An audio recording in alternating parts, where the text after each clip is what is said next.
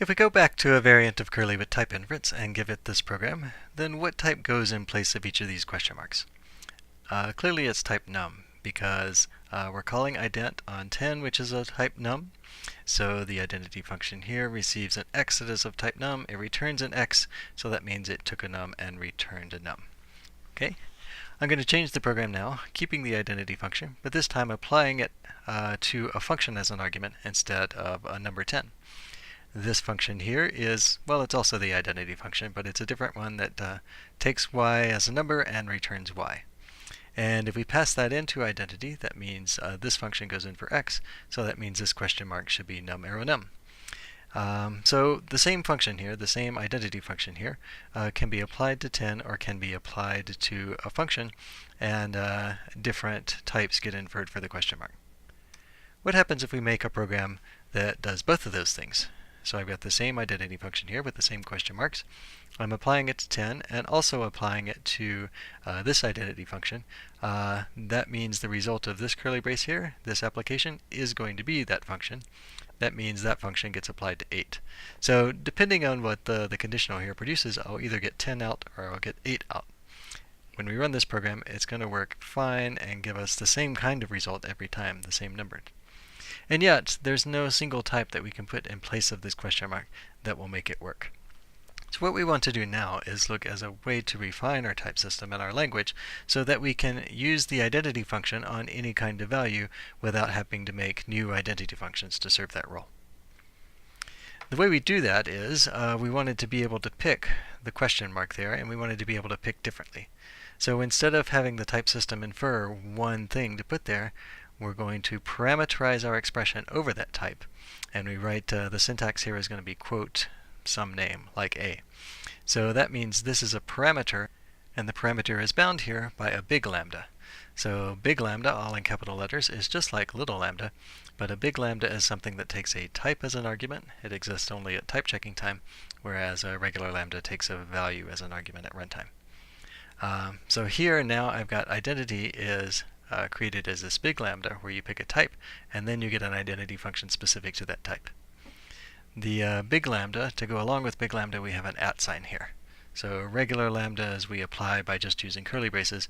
Big lambdas we apply by using an @ sign, and the argument with that @ sign has to be a type.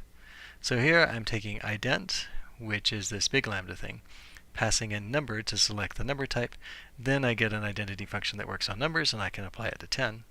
Whereas here I'm taking that same identity, applying it to the type num arrow num, so I get this identity function specialized to num arrow num, and then I can apply it to this function here.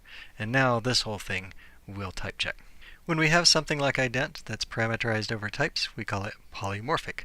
Poly meaning multiple and morphic meaning many types. So a polymorphic binding like ident is one that you can use at many different types, because it's parameterized using lambda, and then when you want to use it as a specific type, you use the @ sign form to pick the type, and then that type is effectively substituted in place of the argument to the lambda. Now I left a question mark in here. We still have to figure out what type to write down for the identity binding here. So what is the type of this expression is the question that we're asking. It's something like this function inside here, right? It's something like quote A to quote A, but you can't apply it directly to a quote A because quote A doesn't mean anything. It needs to have some indication of the type that it's parameterized over this quote A. And in fact, there could be multiple big lambdas around it, so we need some way of distinguishing this kind of expression, where you need to pick two types, A and B, even if we're not using B, from the one that's just a function that's ready to go on some type.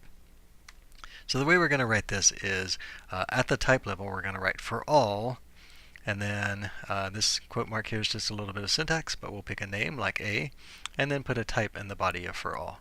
So for all is a type that is similar to the expression level big lambda, right? And it parameterizes a type over some argument name like A.